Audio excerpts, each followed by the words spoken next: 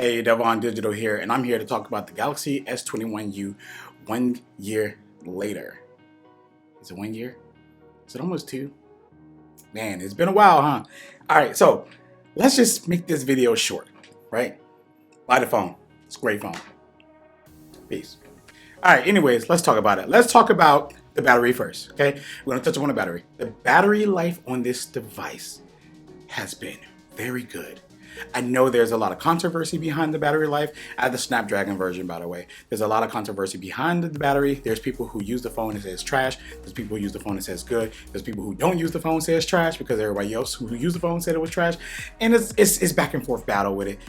For me, my experience, the battery life on this has got me through a day and sometimes a day and a half. Again, if you know me, you follow me, you've been watching my videos, you know that I'm a very light user when it comes to these phones, and I mostly spend more time on my tablet than I do my phones.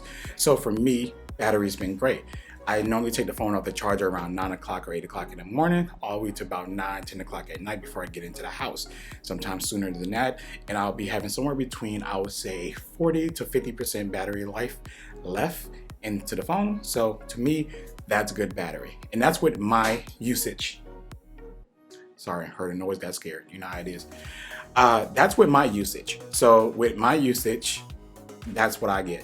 So I don't check screen on time, so I can't throw out numbers and stuff for you guys. I know you guys like those numbers and looking at, oh man, he's been on his phone this long. But to be honest with you, I don't try to be on my phone that long. I think it's crazy that people be on their phone for like 8, 9 hours, unless like you work on your phone. Like if you work on your phone, then that makes sense. But if you're just somebody who's not working on your phone and you pushing out like 9, 10, 11 hours on battery, I don't know. It's a little messy right there for me. But anyways, off the battery, next thing we're going to talk about is the cameras. So the cameras on this has been good since day one, and they've gotten better over the time with the updates and everything else. HDR is great. The zoom features are great. The zoom quality got better. Hers even better on the S22 series U. You know what I'm talking about. And yeah, public service announcements. So I did some testing right here in the studio as I was shooting, and I really tried to replicate the situation of the shutter lag, and I think that Samsung may have fixed it. I really think so. So disregard what I'm about to say now about the shutter lag because I believe it's fixed. I am on the current July patch right now, and I heard there was a rumor that it was fixed in June, but I couldn't tell. But now I can tell. So when I take a picture and I make a mistake and slightly move my hand, the picture still comes out phenomenal. I show you some test shots of my little man that I was trying to, replica the situation on, and it nailed it every time, just like if I was using my iPhone or my Pixel. So I'm not sure. I'm just want to say that it seems like it's better. So let's get back to the video. Peace. And yeah, so the camera has been great. The only issue that I ever had with this camera, and I'm going to say it because everybody says it, and it's the same thing that everybody says, is the shutter lag or delay, or however you want to put it. All I know is that when I hit this button, and I see the thing like that, I'm thinking that I took the picture, but it didn't, and then I moved my phone, and then there's a blurry picture because I moved it too soon. So you can call that shutter lag, you can call that shutter delay, you call it whatever you want to call it. I don't really care. It happens, and the only way to get around that is using burst mode or holding it down or some other ways or whatever. And I've seen a whole video of somebody claiming that it's like Samsung's way of doing the processing or something like that, and I was just like, okay, bro. Okay. So, but the images that come out of this device are really, really great. Everyone knows Samsung is really good at HDR, and the zoom. I love the zoom on the camera, and yeah, I just don't like Samsung's processing. If you know me, you know that I've never been a fan of it. I still think their processing is a little milky or paintish looking, and sometimes too sharp. As far as like the colors being saturated and stuff like that, they toned that down, but I actually like colors popping. So if I was to shoot on my Pixel or shoot on my iPhone, or I was to shoot on my Galaxy phone, I will edit to punch the colors a little bit. That's me. I'm not one of those people who like, oh, it ain't natural and I don't like it. I don't care about natural. I want something that, catches your eye immediately when you post to social media. So that's more like me. When you see something immediately, you can, you it just grabs your attention. And those are the type of photos I like. Natural photos don't really do that. They just, yeah, okay. So the next thing I want to talk about is the durability. The phone has dirt on the edges inside of here. I'm going to try to get a good view of that, but it has edges in there. And I have like a few little micro scratches. The screen has been great, but little micro scratches on the back of the matte black. But you'd be hard pressed to find them. They're like, and I barely use a case when I'm using this phone. I'm just kind of like one of those people who's very, very extra careful and stuff like that. And I don't put my phone in my pocket where I got keys or my buds in there. I mean, this phone gets its own pocket by itself. So that's where it'd be. And I haven't had any issues about any scratches or anything like that. But like I say, the micro scratches up here are very, very small. And it's probably like one or two, to be honest with you. But man, dirt and lint and stuff like that is all the way in the crease of the phone, all the way around like that. So I would say that would be the only issue that I have as far as durability, but that ain't really got nothing to do with durability, right? That's just got something to do with this crease in here with this dirt and stuff. So yeah. But yeah, other than that, I want to talk about the software support that Samsung has been doing. Samsung has been really, really, really, really, really, really, really good with updating this phone. I am on, let me make sure I know what I'm exactly on, because I was using this for about 2 weeks now, a month and a half now. And I've been using it as my main phone, but I definitely have not checked on what, okay, so I am on One UI 4.1 on Android 12. I knew it was on Android 12, but I forgot what One UI I was on. So 4.1 on this device. And I've been getting my monthly updates on it and security patches and feature drops, because, Samsung actually do security patches and drop some features all the time. And that's one thing I like about Samsung. Other companies don't do it a lot. Like normally with Google, at least with my Pixel, I get feature drops, but that'd be like a few months later or whatever. And then I get my security patches, which is a normal thing, right? And then with the iPhone, it's just like you wait for a long time for you to update, and you don't really get feature drops. You just get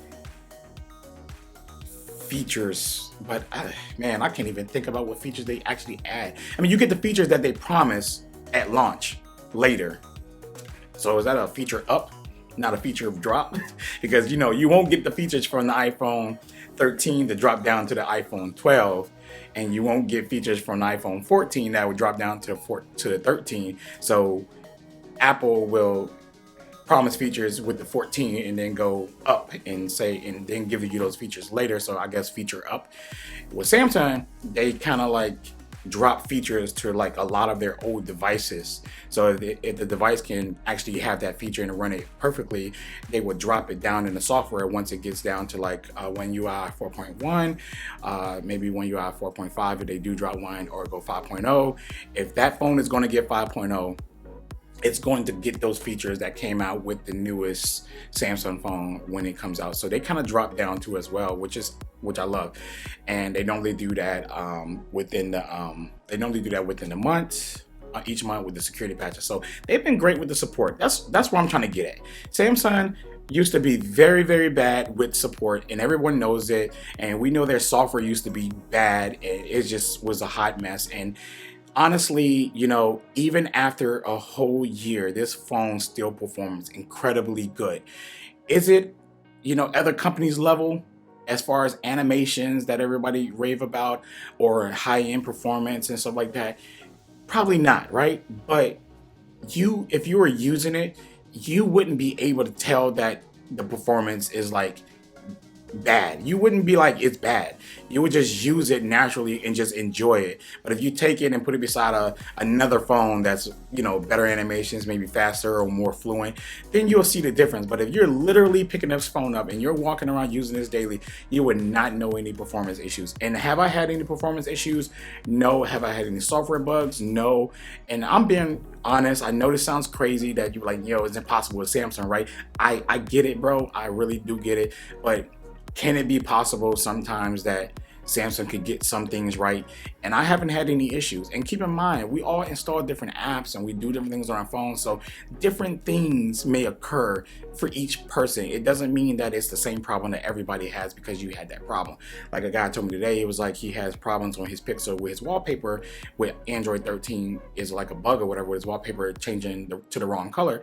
I haven't had that issue on mine, and I was, I asked him, I say, hey man, what's wrong with it? What is it doing? And he told me that, and I was like, oh, let me check mine. I checked mine, and I wasn't having that issue. So all the issues that we have don't kind of trickle down to every phone. So software has been really, really great, and the performance, I am very, very surprised because I've been with Samsung for a long time. I never really kept a phone from Samsung longer than a year because I'm from the old TouchWiz days, and Samsung software do not hold up very, very long. Not now, but then. And I still had that mentality like, okay, I'm gonna use this phone, and when a new Samsung phone come out, I'm gonna get a new one because I know that this one is gonna be like really slow. That is not the case anymore with Samsung, so I'm gonna give them credit for that. The performance on this has been great.